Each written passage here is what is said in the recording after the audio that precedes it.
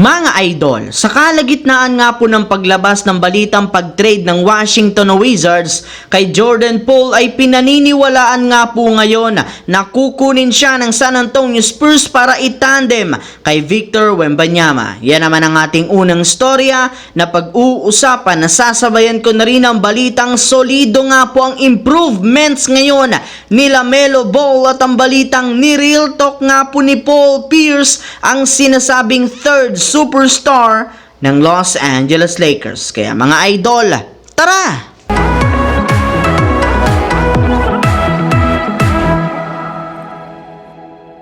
Katulad nga po mga idol ng naibalita ko sa inyo noong nakaraan, isa nga po sa mga sinisisi ng Washington Wizards sa kanilang pagbagsak ngayong season ay ang kanilang player na si Jordan Poole, gayong bilang isang superstar nga daw, hindi maganda ang kanyang ipinapakitang performance sa mga laro sa pag-average lamang nito ng 15.5 a game. At ang mahirap pa nga po dyan, bagsak nga po ang efficiency ratings nito. Kaya kinumpirma nga po ng sikat na NBA insider na si Mark Stein na balak nga po ng front office ng Wizards na i-trade na si Jordan Poole, gayong naniniwala nga sila na hindi ito ang kanilang main man. At kasabay lamang nga po ng paglabas ng ganyang klaseng balita, binulgar na rin naman nga po ng isa ang San Antonio Spurs sa mga inaasahang makikipag-trade talks sa pagkuha kay Jordan Poole, gayong maaari nga po nila itong gamitin bilang kanilang point guard na ipangtatandem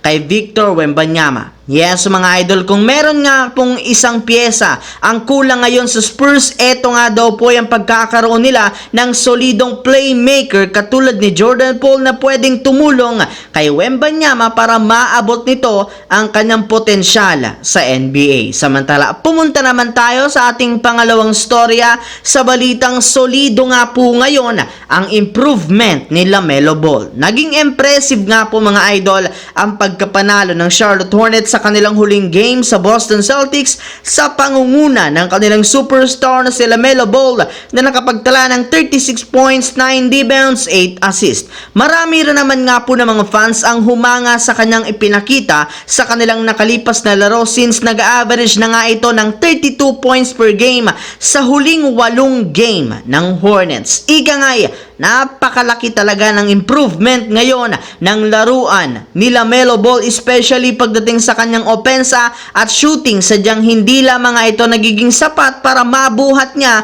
ang kanilang kupunan. Gayong as of now, meron lamang nga silang hawak na record 4 wins, 9 losses bilang ika-13 kupunan sa Eastern Conference. Habang dumiretso naman tayo sa ating huling storya sa balitang ni Real Talk nga po ni Paul Pierce ang sinasabing third superstar ng Los Angeles Lakers. Naibalita na nga po noong nakarang araw, kailangan pa nga daw ng Lakers na kumuha ng pangatlong superstar sa pamamagitan ng isang trade na tutulong kina LeBron at Davis since hindi nga daw ngayon mapagkakatiwalaan ng laruan ni na Austin Reeves at D'Angelo Russell. Pero ang dating NBA superstar nga daw po na si Paul Pierce ang tatanungin, wala na nga pong dapat pang kunin ngayon ng Lakers para mapalakas pa ang kanilang kasalukuyang lineup. Yes mga idol, hindi na nga daw po kailangan pa ng kanilang team na kumuha ng third superstar, bagkus kailangan lamang nga po nilang itulak si Anthony Davis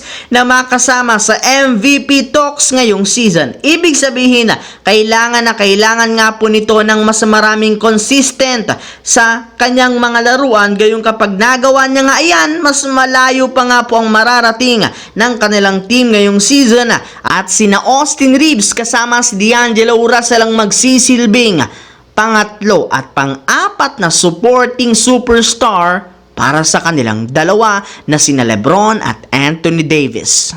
Ang videong ito mga idol ay hatid sa inyo ng Aurora Game, isang play-to-earn mobile app na kung saan pwede kang kumita habang nag-e-enjoy ka. Maraming mga games dito mga idol gaya ng Color Game na alam kong siguradong mananalo kayo, Dragon versus Tiger na simple lang pipili ka lang kung Dragon ba o Tiger ang mananalo. Meron ding Toss a Coin na alam kong alam nyo na at marami pang iba. Sobrang dali lang mag-register, gamit lang ang iyong mobile number, hintayin ang verification code at gumawa ng password. Madali lang din mag-cash in at pag panalo, cash out agad gamit ang iyong GCash account. Kaya ano pang hinihintay nyo mga idol?